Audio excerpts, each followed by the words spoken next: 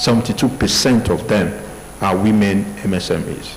With that little speech, I hope you now understand what Development Bank of Nigeria is developing. Thank you very much. Women in the house, did you hear all he said? Everything I keep hearing, 65, 75 women, 65, 75 women.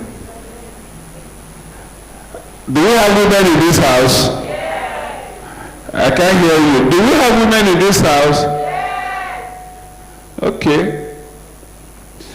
So, you have listened to DBA dealing with MSE. We know within here there are medium and small enterprise operators here. And since they pass through a secondary lender, the questions that will follow up with him, when you pass through the secondary lender, do you determine the interest rate or they determine the interest rate they are going to give? If you do, because people want to know the interest rate and how they can easily assess whether it's a special scheme or what, because we want people here to begin to assess so that when we come back next year, we'll be able to raise hand and say 20 people has accessed such funds and they are doing well with that. So my question go back to you. The current lending that you pass through the third parties, what are the interest rates and what is the process for people to understand? Thank you very much. Straightforward. Interest rate is determined by economic, both macro and micro conditions. We know what the current MPR, the monetary policy rate of the central bank is. And because we deal with commercial bank, we don't want to be seen to be distorting the environment. When you do that, people they are no longer interested in financing MSMEs, which they already think is risky, right? So what we try to do is to use moral suasion, because we are giving you funds that are, though not concessional, because we are not an intervention agency. Our funding does not come from the budget. So our funding comes from development partners that are loans, which we pay back. So since the institutions that established us, they gave us over $1.5 billion at the start, which we've been paying back for time. So what we've been doing is to have different arrangements. We have different type of funding. Some comes cheaper because of the impact. For instance, we have one particular fund from the World Bank. Luckily, we are discussing about agric as well, so it's good to put this out there. We have funds from livestock, under the Ministry of Livestock Development by the World Bank. And we have those funds that we have ensured that when we give this money to the commercial banks don't have a lot of margins to it, and make sure that they get to the end borrowers at the lower double teens. What do I mean by that? I know everybody wants to hear single digit. Single digit right now, it's something that you really cannot sustain. So what we try to do is to make sure that if you are getting livestock productivity financing, you are getting it at a maximum of about 16% from your commercial bank. You will agree with me that that's actually a very good rate. Because right now we are looking at MPRs at far above 28, and most of the commercial banks will give you money at 32. So if you are getting something that is less than half of what you normally would get, that's actually good. And what we've also said, MSMEs are the major contributors to GDP. They should be able to do business that are sustainable over time. So if you are looking for loans and you want loans at levels that are close to a grant, then you might as well just go look for a grant. So if you are doing your business plans and proposals, and you are not able to prove that if I take funds from you, I'll be able to utilize it in such a manner that I'll make profit, and I'll pay you your own cost of funds back, and then have something left over to continue to do business, then you shouldn't be in the business anyways. Because a whole lot of one makes that mistake. When you set up your business, the first source of funding from you is what we call friends and families, and even fools. That's 3 Fs. So the people that will come and meet you, the deep pocket, like you said earlier. The reason why people with deep pockets don't really now want to give out money is because 90% of Nigerian MSMEs, they regard their revenue as profit. So if I give you money and you buy big bowl rice at 100 naira and you are supposed to sell at 110, when you sell at 110, you assume the 110 is your profit, and you take the entire 110 or even 108 and go buy something. At the end of the day, everybody has lost out. We actually don't want that, and that's why we add capacity building for our MSMEs to all of this. So when we train you, we make sure you know how to use funds. So the training does not mean, oh, because I didn't have access to call DBN or go on DBN website. We have a training application that is on Google Store, on iOS Play Store. You download yourself and you even train yourself and you get satisfied. And what we're doing now is that we're working with our PFIs, that when you walk to a PFIs and you say, I have this certificate, they'll be able to say, oh yeah, this is actually a brilliant MSMEs, that we should give some form of concessional lending.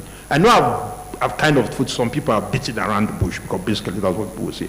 But what I will assure you is that interest rate is a function of economics. Thank God Doc here is an economist. But the assurance is that the rate you get if you go to your bank to ask for a DBN loan, it will be less than what the bank will give you utilizing their own funds. Thank you.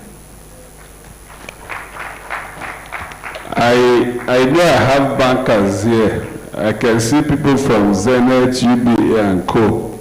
Are you hearing? Not when I come, you tell me there's no DBN fund with you. Please, we should begin to approach them for this DBN fund. The chief operating officer is telling us they have DBN fund. Don't go and use their fund and do your commercial lending because you are custodian of the fund, because that's where the problem starts. They will put the criteria that makes the applicant not qualify while they are busy trading with that fund. So there should be a check and balance for that. But I heard the NAD fund talk about catalytic funding, which means you use your fund to activate more funds and activate process. Just like the man in Agric was talking about the special agro processing zone. My understanding in special agro processing zone is creating a block, creating a place where all infrastructure will be made available for other people to put their industry that will make them share those facilities that's already been produced and begin to manufacture. So even the facility that African Development Bank, Islamic Bank and Co., they are all catalytic funding. So my question to you, NAD fund, what type of catalytic funding? I want to buy tractors. I want to create some set of people and train them and empower them so that they will be more productive in their farms and in their services. Does your fund qualify for such? If it does, give us examples of who and who, institutions or individuals, organizations that have benefited from that fund. Thank you very much. So, Dr. Onoha, first of all, NADF is an on-lending institution, agency, very similar to the DBN. And I agree with all he has said about ensuring that rates are not just arbitrarily allocated. Operationally or structurally, as a fund, we have adopted an umbrella structure. So our asset deployment classes are across debt, equity, and grant. We have our sub-fund structure, currently domiciled with the CBN, having the CBN providing us some level of custodianship services. In terms of the on-lending, I would give examples with the convergence of what we are here, agriculture and infrastructure. infrastructure, agricultural infrastructure is one of the 4 pillars within the NADF. The other 3 being implements and mechanization, agricultural inputs, and then emergency support. Within the agricultural infrastructure ambit of NADF, we have prioritized irrigation and storage, post-harvest loss storages. This is all coming under the foundational thinking of what we need to do for the sector as a nation is to keep optimizing the resources that we have. So how do you do more with less? You've just spoken about the percentages of post-harvest losses. They actually vary across the different value chain. I would think the average is about 40% in Nigeria, current average on post-harvest losses. Within the post-harvest loss storages, we have a partnership with a power company, very interestingly, one of Africa's leading power energy companies called Genesis Energy, where we have an MOU with them on the background of a USAID $10 billion facility that Genesis has signed to catalyze agriculture in Nigeria. So a classical case and example is just as at yesterday, the NADF had conducted baseline surveys and also needs assessment on the 16 research institutes and 17 colleges of agriculture in Nigeria. The parameters where we intend to develop for these institutes are about 10. So in terms of the physical infrastructure, I will take energy and digital infrastructure. So a company like Genesis has gone and done power audit on these institutes. And then for those institutes, okay, an institute that requires X number of megawatts, but is paying currently PHCN rates of 45,000 naira, let's say, per annum. So what we do with them is, okay, how do you provide clean energy to this institute that will warrant them to continue paying their current rates? And then we equitize. Okay, you need 7 million naira to do this. If NADF can give us 20% equity of that, we would now keep charging them, and then after a number of years, the entire system comes back to them. This is one example. Another example is that with private companies, as an on-lending company, we tend to catalyze by providing short-term funding. So you're an agri processor, you need 1 billion naira, 32%. The NADF can come after the due diligence and what have you to say, okay, we can provide 30% of that at 17% so that your average cost of lending comes down. So these are some of the examples that I can give you right away. Thank you very much. Thank you, thank you, thank you, thank you.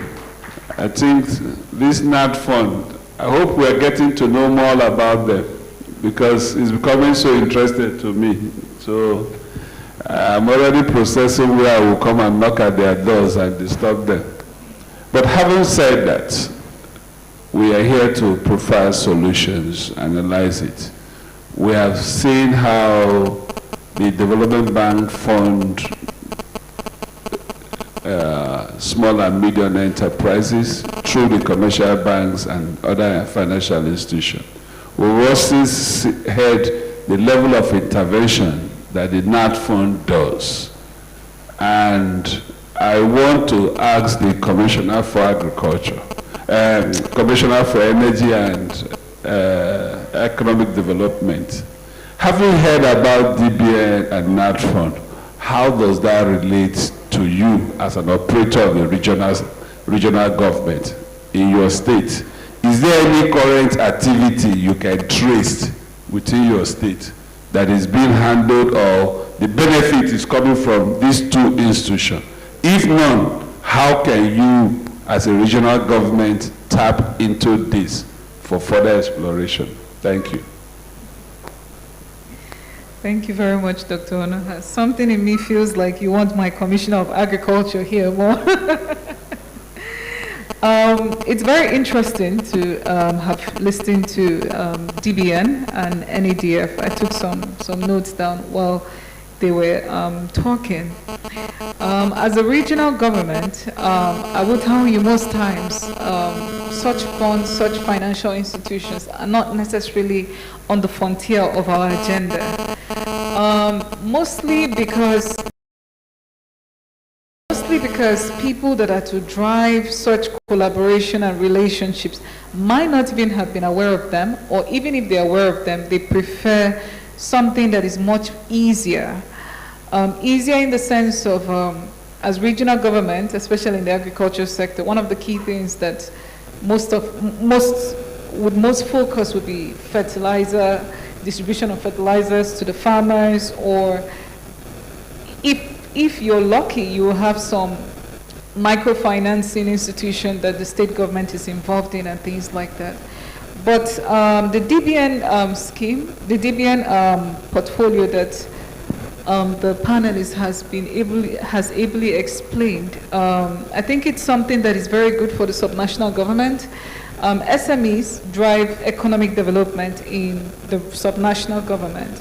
And I think a solution that I will profile would be stronger collaboration between the state governments and such financial institutions. On the NADF avenue, I do know there is a scheme that we're working on, and I think we will come knock on the doors of the NADF real soon. So the scheme that we're working on in Taraba State, what we looked at is how do we use energy to drive the agriculture sector? So what we decided to do is we decided to map out large-scale farm areas.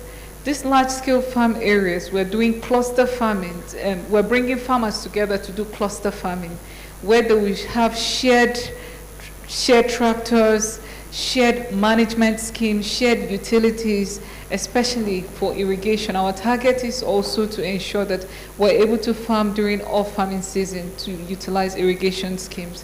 So I think that scheme, it's a state government scheme, and I think that aligns very closely with what the NADF is doing. On the energy front, the energy sector is going to offtake the utility arm of the scheme, whereby you provide energy to, and also the water as some form of utilities, and the state government will also provide improved seedlings for the cluster farmers. The cluster farming ranges from 5 hectares to 10 hectares to 100 hectares. So the project and the scheme is still ongoing. We're not doing it as a state government fully funded scheme. We're also looking for partners out there that would come in and partner. And our target is to ensure that this thing we're talking about, food security, we achieve it 100% in Taraba State and in Nigeria at large. So, Dr. Onoha, I think that is the way subnational governments can be able to partner with the DBN and the NADF. Thank you. Thank you for that. Please, ushers, I need 4 of you positioned in strategic locations with the mic, 2 at the center, 2 at my left wing, 2 at the center, 2 at the left wing with your mics, and so that we can come down to the audience and take some few questions, comments, while the discussion will continue. But before they get ready, I will turn to the TGI person who is a private sector. All of us have enjoyed the rice bowl and the oil. But the question is, since the existence of your group and operating in Nigeria, what has been your level of manpower development of the local communities where you operate? Technology transfers. I know your group is involved in a lot of things, including fertilizer blending and co. But what has been the community interactions to have the real life impact? Thank you. This is, you want me to blow my trumpet very well. I think conservatively, we touch more than 1 million partners in our ecosystem, especially in agriculture. Let me maybe break it down.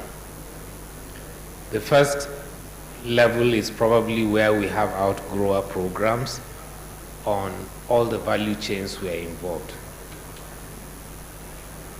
TGI today probably would claim that we don't have a single farm of our own. Every raw material that we buy and process locally comes from the farm of a Nigerian who holds a smallholder farmer. So now, what do we do? From the onset, when we identify a value chain and we want to get involved in it, we identify the number of farmers or groups that would be involved. We take their biometrics and other personal details. We geomap their land. We organize them in groups. We train them in different things. First of all, there is even what we call a farmer business school, because that's one of the key things you talked about.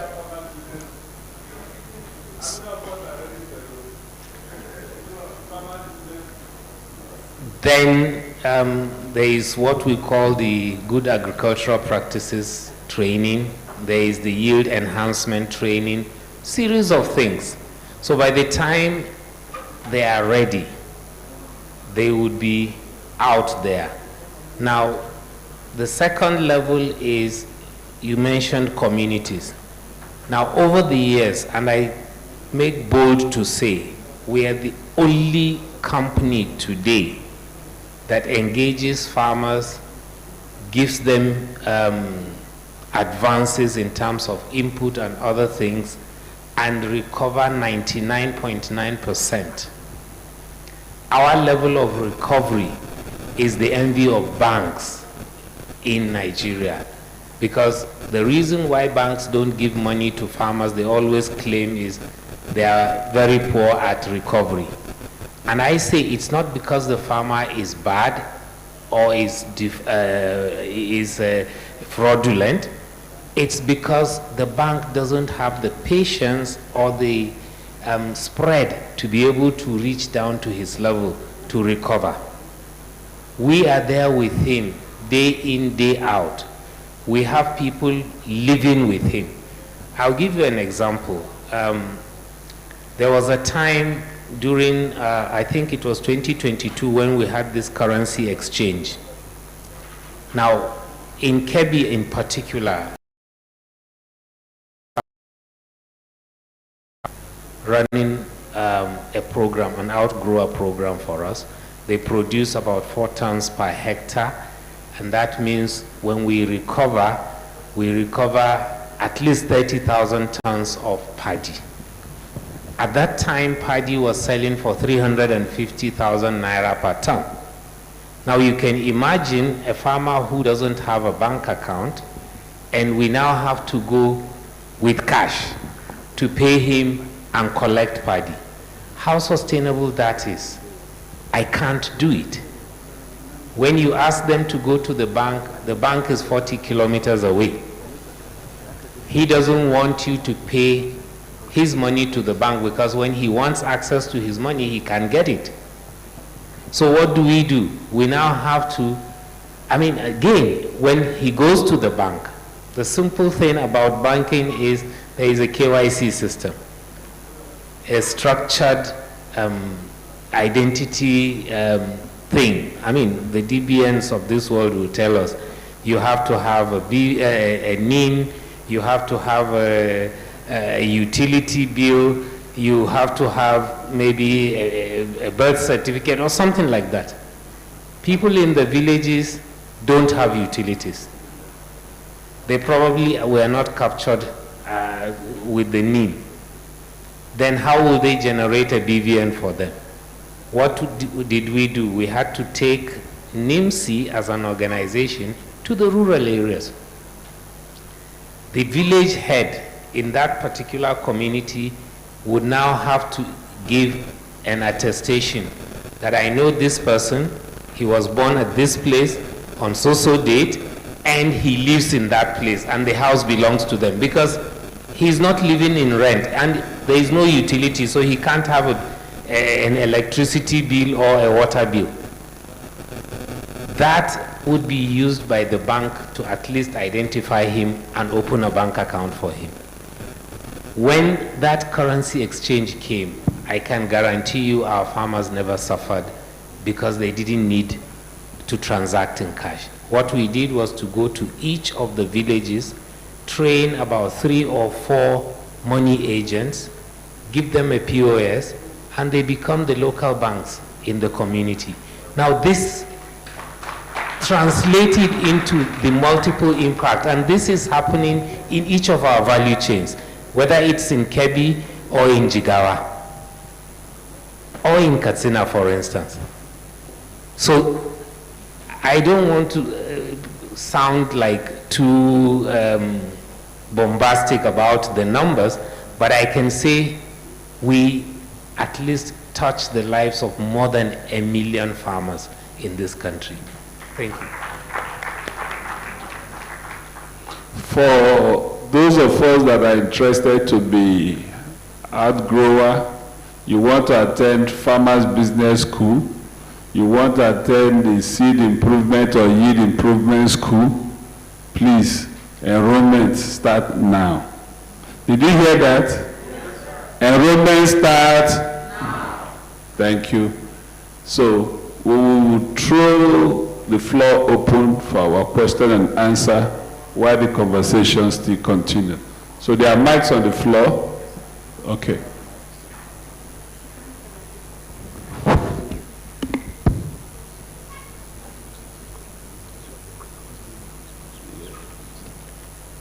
So please, we'll try to entertain about, my panel team plus myself, we are 6 in number. So we can take that as a benchmark too. But we must be gender friendly, so the male, please don't dominate. So if you want to ask your question, raise up your hand, we'll hear you, and the mic will be passed to you.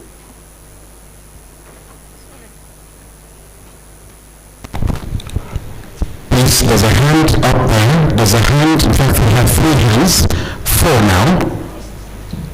1, 2 ladies, 1 gentleman, the third, that's the 4th person, 5th, 6th, 7th, 8th, and 9. There's a 9 hands up there. Okay, so 10. I think we can restrict ourselves to that. If we can please just go straight to the point, your name, the name of your organization, or what you do for a living. And keep it very straight, concise, and straight to the point. Brief, please. Sorry, excuse me, MC. I wanted to react to the comment by our Honorable Commissioner from Taraba State, right?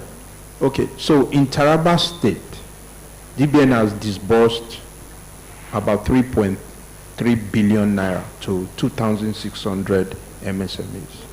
This is what we've done with our, because what I'm reacting is that there's something she said, we should collaborate.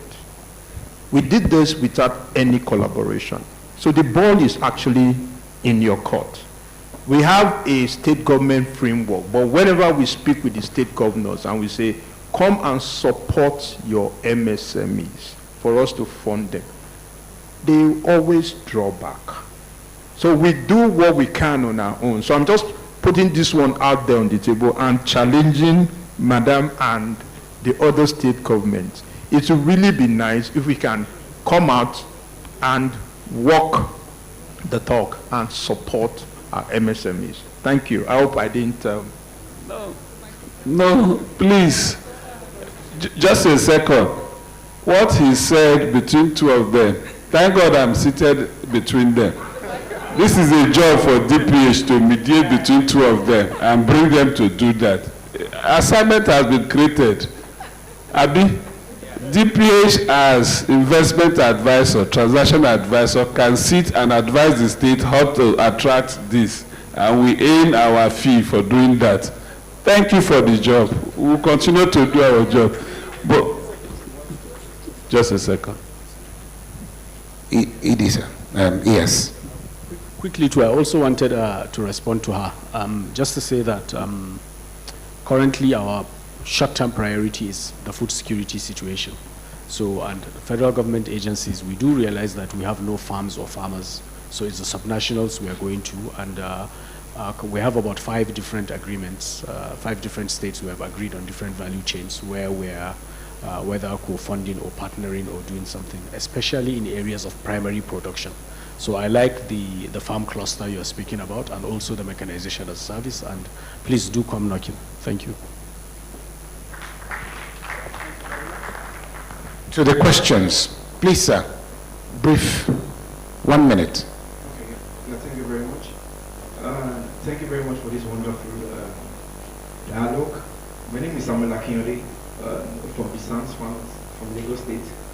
I just wanted to just ask a question. I was kind of involved in a project about 3 years ago, 3 or 4 years ago, where we were trying to combine the kind of solar farm, where we have solar, then have kind of farming environment even around it.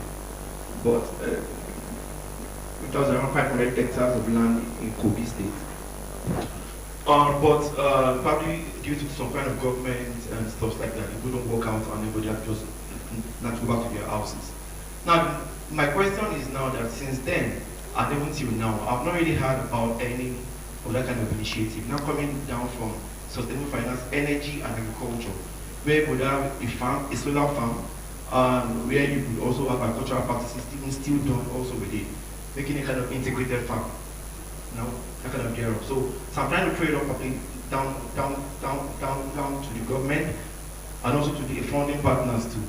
If there are other ones that have been done, or also how we can also kind of engage in such kind of intervention. So thank you very much.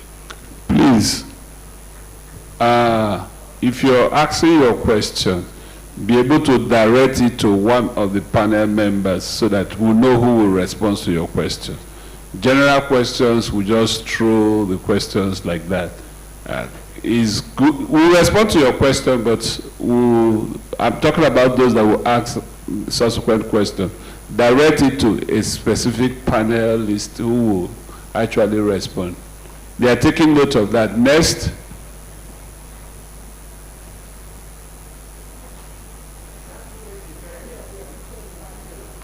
You're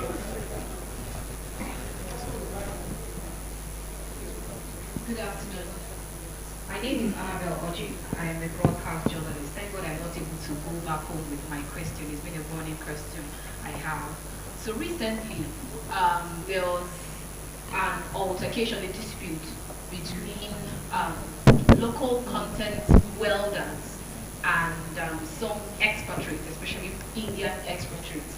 And then that problem or that challenge raises the question about expatriate quota system and its impact on local content. So my question is generally, how exactly, when you have things like that, how would you deal? That's for general. Then quickly, very quickly, I'll direct the second question to the Simba Group with regards to technology transfer and local content development, which are quite crucial for sustainability. Because I remember Dr. Umo had talked about how we import so many tractors, but yet we have little or no those who would repair, maintain. So now in that regard, since your entry into the Nigerian market in 1980s, if I'm not mistaken, 1988, how much have you been able to implement this technology transfer in terms of building skill set? Do you always have to return back to India, or have you developed a self-sustaining talent pipeline? Thank you. Next question. That question is for the Simba Group, the Simba Solar representative on the panel. We want to know your technology transfer effect. We'll come back for that answer.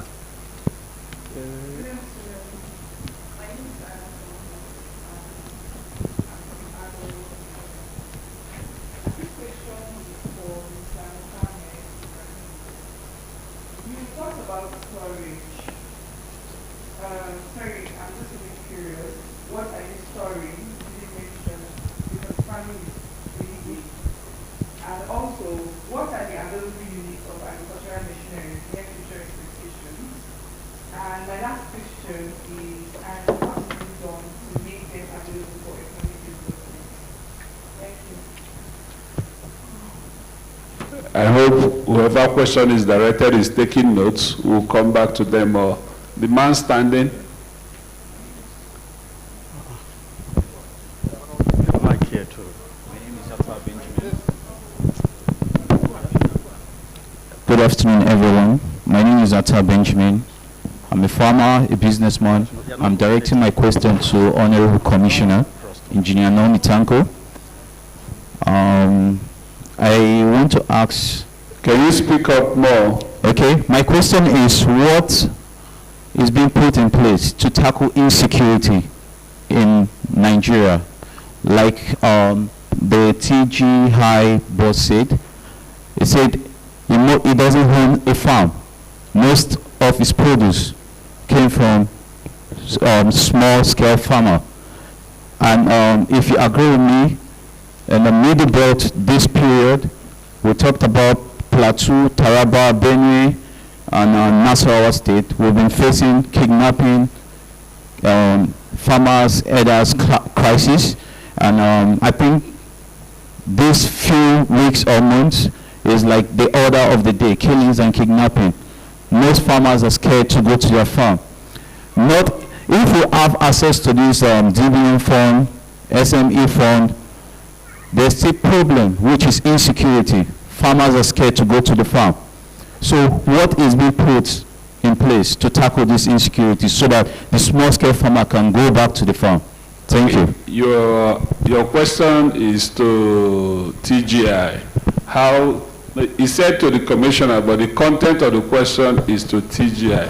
How you manage security matters in your outgrower scheme, because which is common. So, but the commissioner will also say what. Next question. Yes, so my name is Ondonet Diwa. I am the president of Beam Cooperative Federation based in Benue State. My question is directed to Dr. Onoha. I want to commend this, this initiative, but I want to ask you, because a few issues are raised here that are so fundamental, which, if not addressed, will make this dialogue just a dialogue. Now, you mentioned a few things that are very, very pertinent and worrisome about the reality of our country.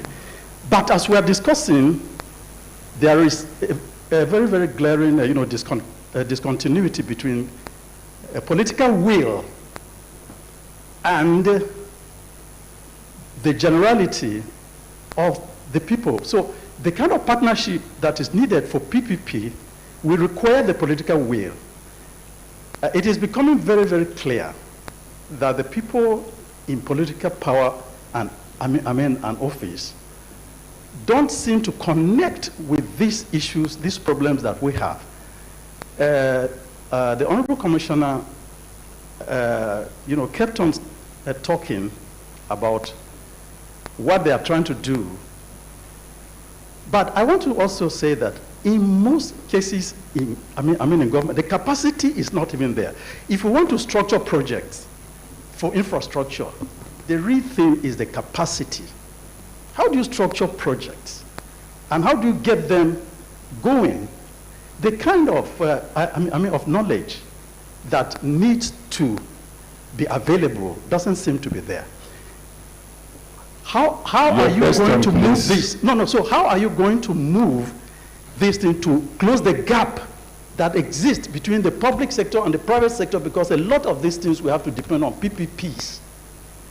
And there's no evidence that the capacity exists in the public sector, whether at the local government, state, or even at the federal. What can be done to close this gap? Thank you. I think, hold on, I think we may need to answer the questions we have already before we proceed. I think the questions has almost gone round. First, let me start by the question you directed at me. I'm the moderator of this panel.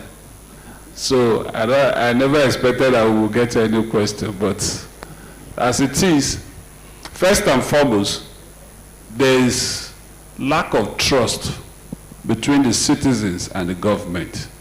And this lack of trust is as a result accrued disappointment, accrued failure from the government side.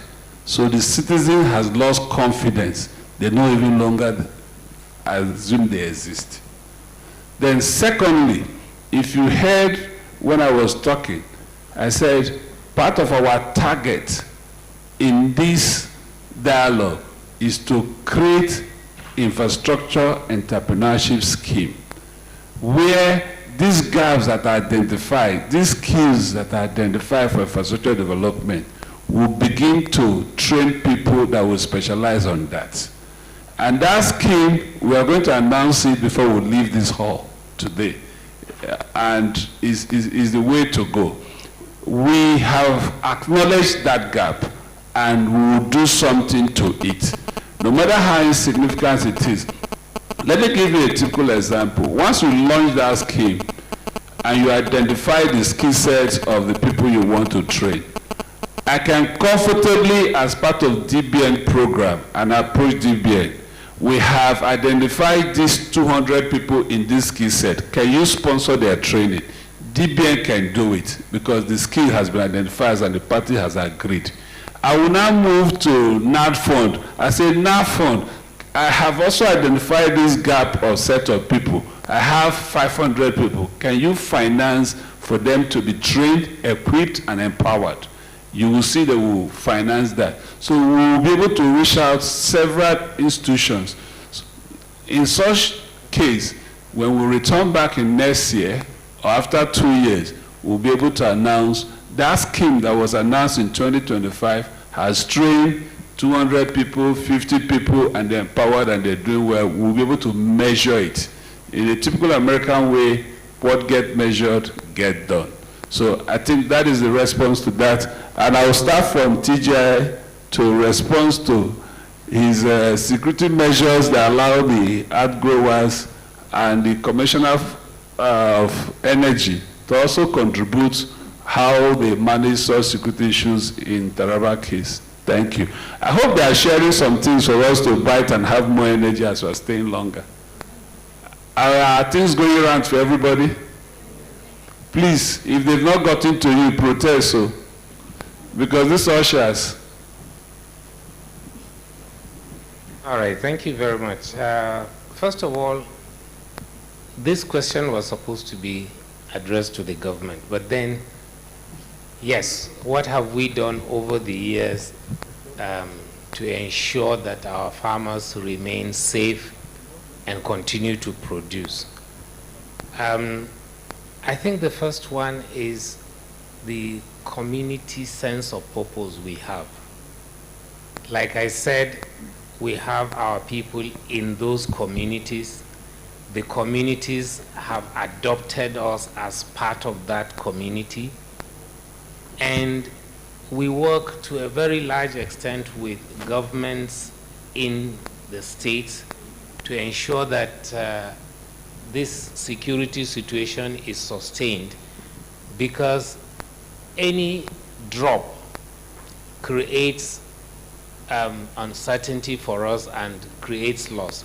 I'll give you an example. During 2020 COVID, there was almost total lockdown in the country. And I say almost because, yes, those of us in the cities were locked down. But what happened to those in the villages? They were all going to their farms. And we were not dying. We didn't die. We produced the food. And economic indices in this country actually showed that even during COVID, it was agricultural production from the villages and the rural areas that raised the GDP of the country. That's what made us to survive, simply because we were working. Now, for us as TGI, like I told you, we recover 99%. We don't have community issues where people don't pay back. We also encourage the security organizations.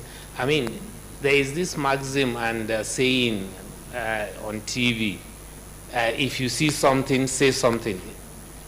the people always come out, and particularly in the areas we operate, this has been drummed down. Any strange face that is coming, look at that strange face with an eye to interrogate. What's happening? Who are you? Where are you coming from? What do you bring to us? And if it is something that can be nipped in the bud at that very early stage, it is done. If you look at, for instance, Kebbi is sitting right in the middle of Zamfara, Sokoto. You understand? But there isn't much security threat in Kebbi simply because all along they have been educated. Look at Kano, for instance, and Jigawa. On this end, Kaduna is not secure. On the other end, Katsina is having its own problems. But Kano, and maybe towards the other end, Borno, Yobe also have their security situation, but in Kano, it's not so much the case. So I would want to suggest that all stakeholders, and I say all stakeholders, whether private sector, organizations, must work hand in hand with governments to ensure that this security situation is stopped. Otherwise, it will consume all of us. Thank you very much, TJ, for that great response. For security is always going to be a very big task.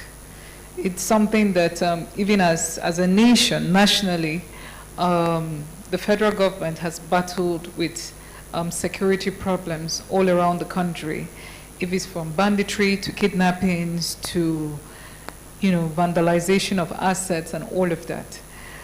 For Taraba State, I'd say one of the things that we're very lucky with the present administration is the present governor of Taraba State, Dr. Abu Kefas. He was a retired colonel from the army. So he came into government with a background of security. And that has also been a frontier of his agenda for the state. A bulk of finances from the state goes into tackling security. And security is very difficult, especially in the northern areas. I'll tell you why. Taraba State alone has a landmass of over 54,000 square kilometers. One local government from Taraba State is bigger than the landmass size of each of the southeast states in Nigeria, just one local government. So you're talking about a governor that has the mandate to govern and maintain security of a land that is very vast in nature. I'll put another parameter for you so that you understand how big in terms of landmass the state is. From the state capital, Jalingo, to the Mambila Plateau, you're talking about a 6 to 7 hours drive in one state. So, having that in mind, knowing that you have a lot of ungoverned spaces, what are we doing as a state? What we're doing is not only mitigating insecurity by kinetic means, but also economic means as well. On the Mambila Plateau, there was a time when the insecurity was very high and all that. And one of the things that the government did then was to invest in certain key infrastructure. Like the Tonga Dam, it was done in collaboration with UNIDO. So what they did was they put a small hydro there. The small hydro was designed to power a tea factory. And the tea factory also has plantation. So the plantation of the tea factory, they used it to employ a lot of the locals. Because an idle man is, exactly, thank you for completing that. So while we tackle the kinetic means of insecurity at large, also the economic means, economic tackling as well is what we're also driving at. And thirdly, as the state government, you don't just only rely on your expertise from the capital, you must liaise with the traditional leaders. The first-class chiefs, the second-class chiefs, the third-class chiefs. You must liaise and ensure that all this apparatus is tied to the state government. Another thing is investing in the security infrastructure. When we came on board as the executive members of Taraba State, we realized that a lot of the infrastructure are not there. If you're talking about the civil defense, there's an uprising here or there's a crisis here. How did they get there? They didn't have vehicles. A lot of vehicles were broken down. So what the governor did was invested heavily in providing the state, the security infrastructure in the state with vehicles and other infrastructures as well, which I would not be able to mention here for privacy as well, even to the state government. So in doing that, we're able to tackle that. And even at the farmers level, we understand that sometimes farmers have fears of going to their farmlands because of the banditries and all of that. Another correlation that the governor and also the state executives were able to tie in was Taraba State is blessed with so much minerals, and we realized that a lot of the illegal mining activities in the state were attracting a number of the out-of-state actors within the state. So what the governor did was he moved ahead and declared illegal mining banned completely from the state. So if you're coming in, say you're a miner and all of those, it was completely banned so that we do a cleanup of the sector. So what that did was, when we see out-of-state actors, you don't have any business doing there. So you don't need to be there. And that curtailed a number of issues for us because, number one, we're solving environmental sustainability. We're also solving insecurity issues within the state. So a number of those settlements that some of these bandits had established, they didn't have any reasons to be there again. So they had to be uprooted out. So on the basis of that, in conclusion, subnational governments have a huge role to play when it comes to insecurity. Yes, there's collaboration with the federal government security infrastructure, but also there are things that as subnational government you can put in place.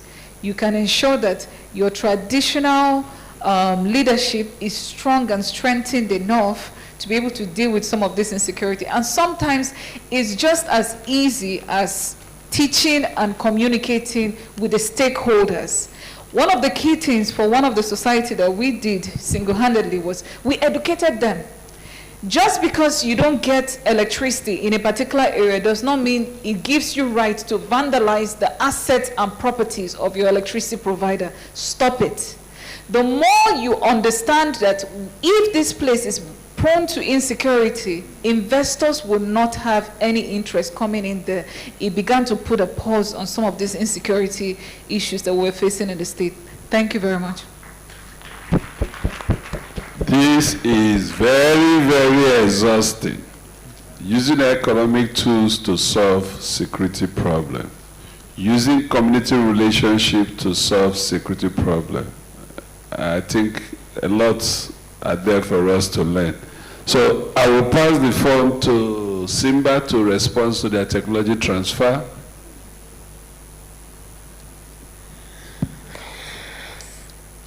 Yeah. So the question related to the technology transfer, I mean, I would thank you for asking these questions. Simba's journey in 1988 was commendable journey so far, which focuses not only on business growth, but also the sustainable, development as well. And when I say sustainable development, by not only providing the products and services which we are importing, but also through local content and how we can impart education to the local people in Nigeria itself. So as a workforce, we talk about Simba is already investing and invested a lot in human capital. So almost around 1,450 skill set we have as a Nigerian manpower, which they are not only working for us. And when I say about Nigerian workforce or the local content development, we also encourage women empowerment as well. So there are many women also working as a part of our as a company's growth for one of our sectors called motorized transport division, which is in producing the tricycle and the two-wheeler in Nigeria, and also working for our renewable energy sectors also. besides that, we do also have a community outreach program, and also we do a lot of education program through that, where many of the local Nigerians are working with us as a direct partners, and also empowering education in that part. And with this effort, we are achieving, because of our, when we are partnership with the global technology brands, which we are working with them, through which we are achieving this, where they are also, supporting us in providing the local support, and in terms of the education, and in terms of how we can enhance the skill set of the local Nigeria, and we can contribute in local content development. Yeah, thank you. Thank you very much. Two questions. The first question was around storages. Generally, storages within the agricultural sector are classified into, broadly, that is two, wet good storages and dry good storages. Even within modern storage systems, it's usually an interplay of moisture and temperature, depending on the agroecology, the crop type, and what is intended to be attained. This is how it works. However, at the NADF, we're very conscious of our mandate as a catalytic agency, as Dr. Ono has currently said. So we are not building those storages ourselves. We are, again, utilizing the little public sector funds we have to ensure that private sector comes in and play. A practical example on storages is that currently we have a group of investors who have commissioned KPMG in particular to do business plans, to do a business plan study for them on post-harvest loss storages across 3 value chains in the country. And we had said, okay, look, this is very interesting. We're interested in the outcomes, and we would like to give 20% of that cost. So this is the kind of work we do, so that we have shared data. The second question is on mechanization. There are two direct mechanization projects, and one that is also indirect, that are currently have been initiated by this government. So I would say that this government is really trying on that. The indirect mechanization project is a project called the Green Imperative Project, which is financed by the Brazilian Development Bank and the Deutsche Bank. The term sheet was recently signed. It's about 953 million euros, and there is a mechanization component in that is maybe 30-35% of the whole ticket size. The two direct projects are 2,000 tractors from Belarus that is being implemented by the Federal Ministry of Agriculture and Food Security, and another 2,000 tractors from John Deere. Those 2,000 tractors from John Deere is what the NADF is implementing.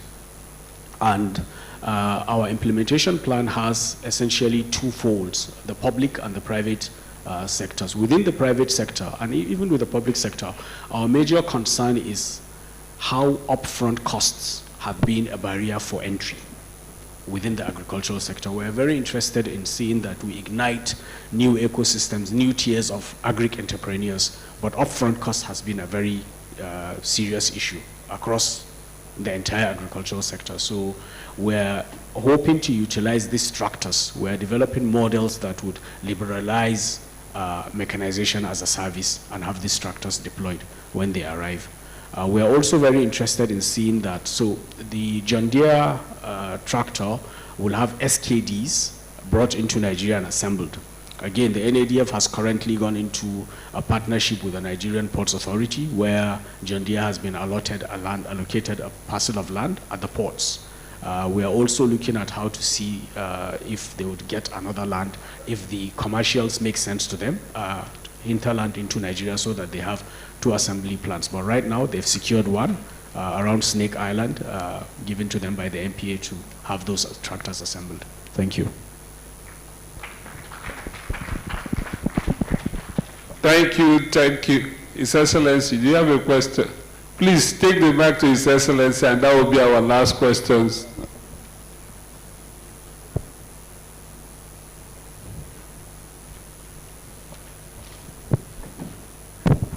Thank you, sir. Actually, I just want to comment the expression of Taraba State with this conversation. But I'm noting that we are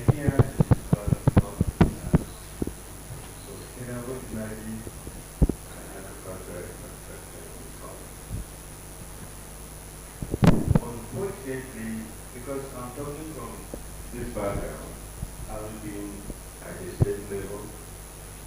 So I know the attitude of our people who are at that level towards long-term investment in this sector.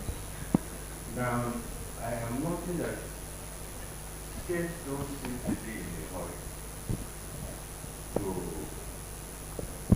draw the line of development using the private capital allocation or using the development fund for very obvious reasons. Because the funds that come through this channel are not paid into the state for them to manage. And because of that, quite a number of states are actually not interested to take advantage of this opportunity. And that is likely because of the structure of our federalism. But I'm not going to go into conversation of federalism because oftentimes, or all the time, what the structure is so that we come to Abuja here, make monthly allocation, and for some, they access our local government one-on-one. So, governors are distinctly believing that they have a lot at the end of it. And are really not interested in taking these channels of investment. Nobody wants to spend 4 years waiting for development partners or, private capital to process, the means of accessing. Everybody wants to finish everything he wants to do within this faster. And I think that is where we have the problem. We must look beyond our first term or second term when we're talking of development, as state or as government. And it is very important. When I came in 1999, I inherited abandoned projects all over the place and all the roads. But our responsibility is also to continue from where the last ones stopped. Most times nobody wants to continue with it. Even the critical policies that were started by the previous one. So I think this conversation will be very important to be inviting this so that they know that your first term, the government first term, the second term should not be the basis for certain policies to be taken on notice. Look at the big picture, look at beyond your contract.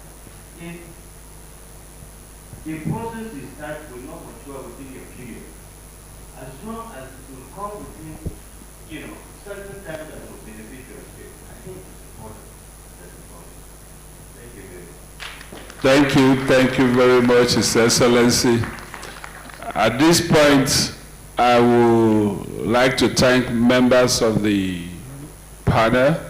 We've done well, taken all the questions, had all the discussions. So I will ask us to stand and invite some few people to join us for photograph. While we are doing that, we will proceed to the second to the last item, where if you check the agenda, is business roundtable and deal closures. We only have one announcement to make as DPH, as part of our contributions to economic development.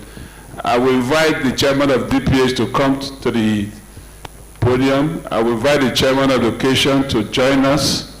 I will invite the representative of the Minister for Agri to join us.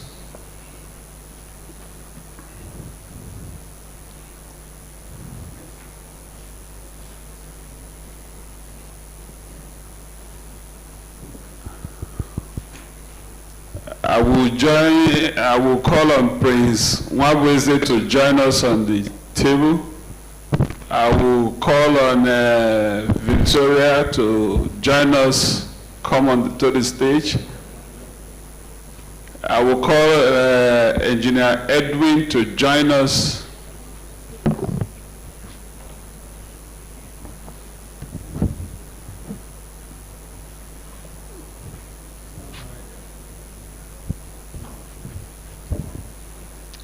So, Yeah. While we are rounding up on this, I want to make this declaration as part of our deal closure for 2025 infrastructure dialogue. DPH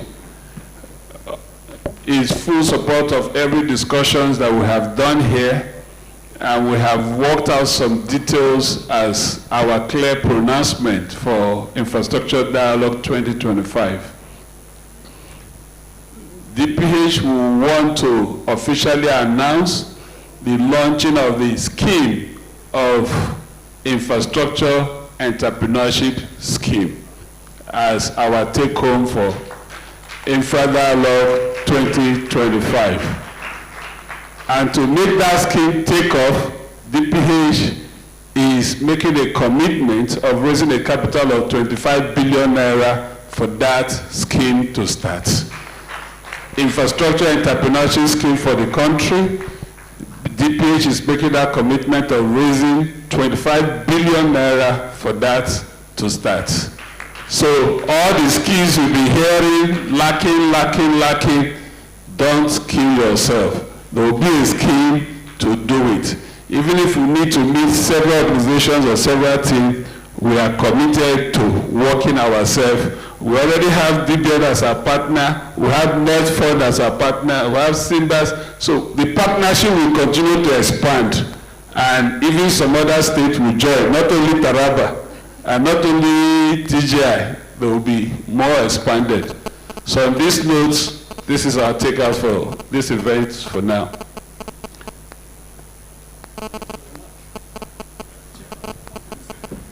Chairman, come to the center, sir. And then I'm happy the women are already in the middle. They make the world a better place. Thank you. Please let's put our hands together for the initiator of this infrastructure dialogue, as well as the chairman of the occasion.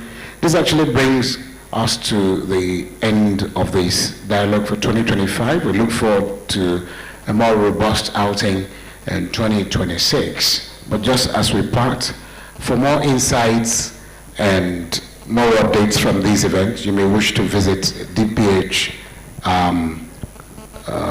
website for more information. And we thank you very much on behalf of my colleague, Mercy Babajide, beauty queen herself. I am Andy Gabriel, and we look forward to doing so much more with you. Alhaji Mohammed Ajia, we appreciate you too for being part of this event. Thank you so very much. Please let's rise for the national anthem.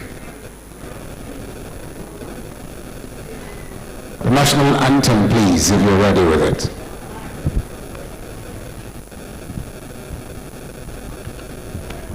If it's not coming, we can sing. Nigeria, we hail thee, our own dear native land. Though tribe and tongue may differ, in brotherhood we stand. Nigerians all are proud to serve our sovereign motherland. Our flag shall be a symbol that truth and justice reign. In peace or battle honored, and this we count as gain. To hand unto our children a banner without stain. O God of all creation, grant this our one request. Help us to build a nation where no man is oppressed, and so with peace and plenty Nigeria may be blessed. Thank Thank you so very much. God bless you all. God bless Nigeria, and let the dialogue continue. Thank you.